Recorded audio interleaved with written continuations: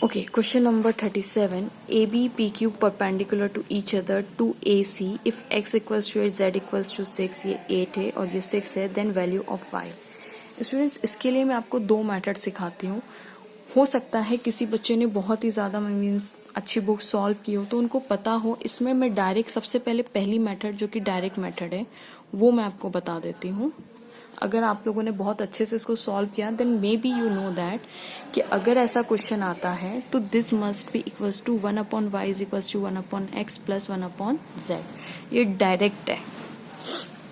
That is 1/y is equals to 1 देखिए x is equals to 8 और z is equals to 6 दिया हुआ है. ओके 8 और 6 आप एलसीएम निकाल लीजिए. यहाँ पे 2 4 ज़ा 8 2 3 ज़ा 6 2 2 ज़ा 4 3 1 ज़ा 2 1 ज़ा 2 एंड 3 1 ज़ा 3. सो 2 2 ज़ा 4 4 2 ज़ा 8 3 ज़ा 24. सॉरी मुझे भी यही लगा था 24. ओके नाउ 8 3 ज़ा it means you have to multiply the denominator 3 3 and here if you want 24 तो 4 4 से मल्टीप्लाई कर दीजिए. That is 4 that is equals to 1/y. So आप देख सकते हैं 1/y इज इक्वल्स टू 7/24 और y की वैल्यू अगर आप निकालें तो 24/7. So correct option is 24/7. अब बाई चांस किसी स्टूडेंट ने नहीं सॉल्व किया हुआ, उसको दिक्कत आ रही है कि नहीं हमें तो याद नहीं है फॉर्मूला, हमें तो आप पूरा बताइए. तो स्टूडेंट्स मैं इसी क्वेश्चन को आपको सॉल्व करके बताती हूँ. लॉन्ग मेथड है थोड़ी सी, लेकिन we have at least we know the basics of it कि ये कैसे आया. ठीक है, मैं इस वाले ट्राइंगल को पहले बनाती हूँ.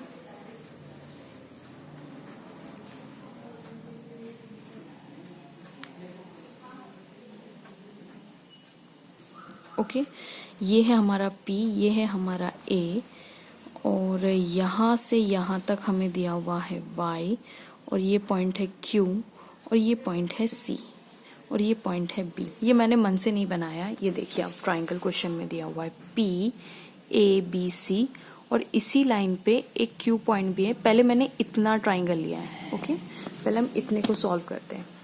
अब आप देखिए अगर मैं इन दो ट्राइंगल की बात करूँ, ट्राइंगल PAC की एंड ट्राइंगल QBC की, अगर मैं इन दोनों की बात करूं तो आप देखिए कि ये angle this angle A is equals to QBC में ये दोनों 90 90 है. इसका मतलब मैं ये बोलना चाहती हूँ angle A is equals to angle A is equals to angle B which is equals to 90 degree है ना, गिवन है क्वेश्चन में. और हमें पता है, अब देखिए इस वाले PAC में देखिए और QBC में देखिए एंगल C दोनों में कॉमन है.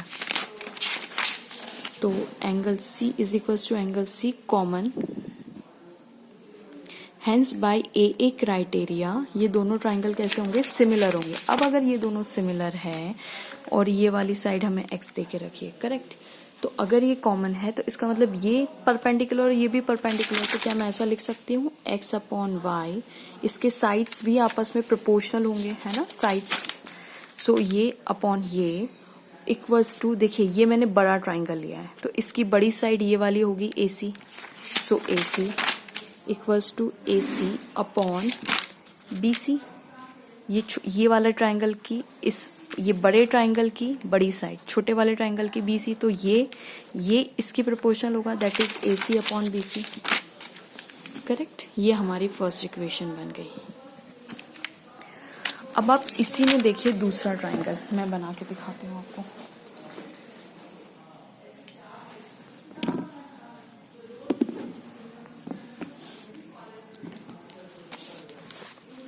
देखिए अगर मैं ये वाला ट्राइंगल यहाँ पे ऐसे बना दूं,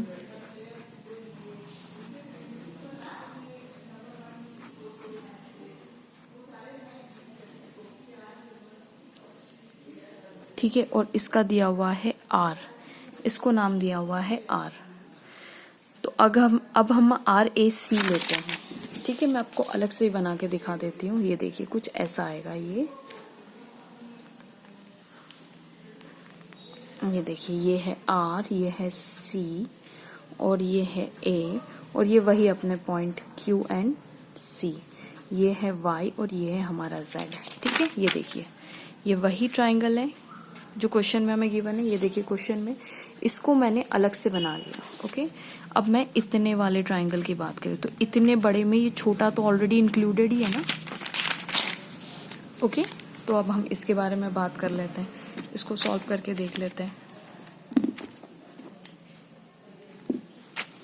ओके, तो अगर आप देखेंगे तो इसमें भी वही चीज़ है। इन ट्राइंगल में किस ट्राइंगल की बात कर रही हूँ मैं? बात कर रही हूँ R A C and triangle R A C and triangle Q A C. Okay, and triangle Q A C, इसकी मैं बात कर रही हूँ।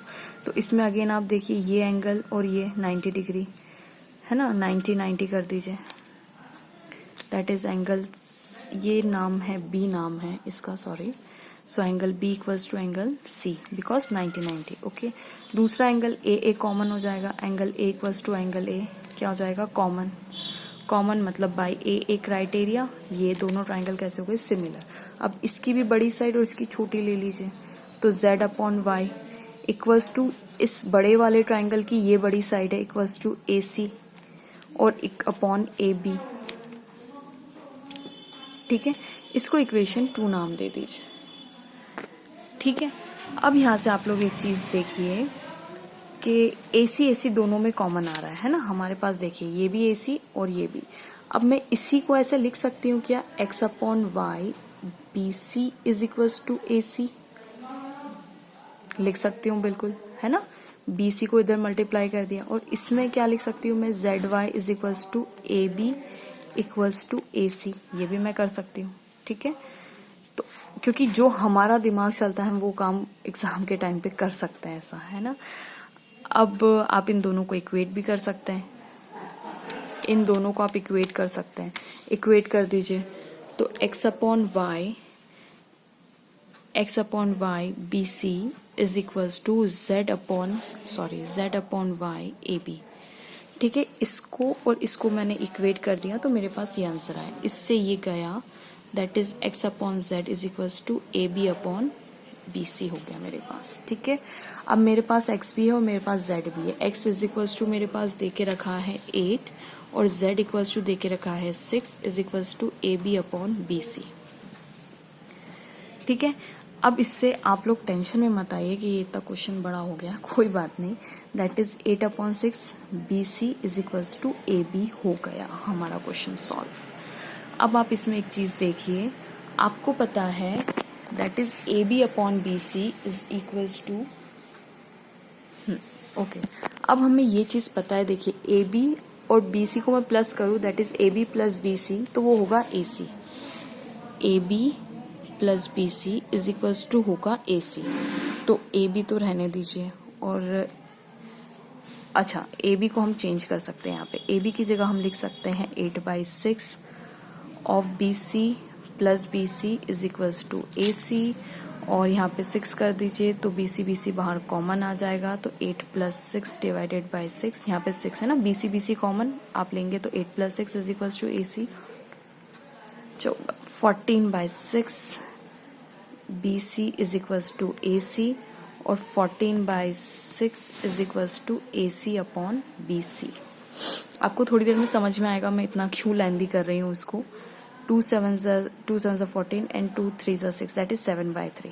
ओके, ये आ गया आपका AC और BC की value, that is 7/3, 2 7s and 2 3s। Okay, अब आप यहाँ पे देखिए इस वाली इक्वेशन में, इक्वेशन 1 में हमारे पास AC अपॉन BC आ चुका है, AC अपॉन BC आ चुका है हमारे पास, जो कि कितना आया? 7/3।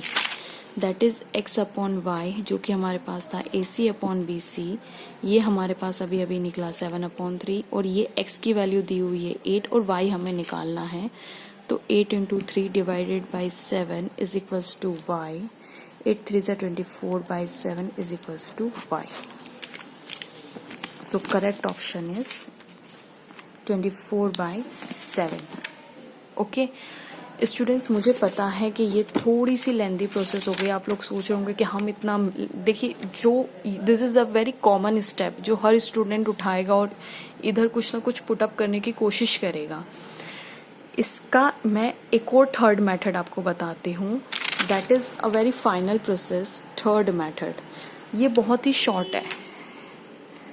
फर्स्ट वाली सबसे शॉर्ट थी, वो शॉर्टेस्ट थी, ये शॉर्ट है, और ये वाली थोड़ी सी लॉन्ग है ना। लेकिन ये वो मेथड है जो हम सबका दिमाग चलता है, करेक्ट। अब मैं आपको वो मेथड बताती हूँ जो उससे ज़्यादा सिंपल है, सिंपल फॉर्म में आप लिख सकते हो उसे। Okay, so just stay with me. In my next video I am going to upload very short method of it.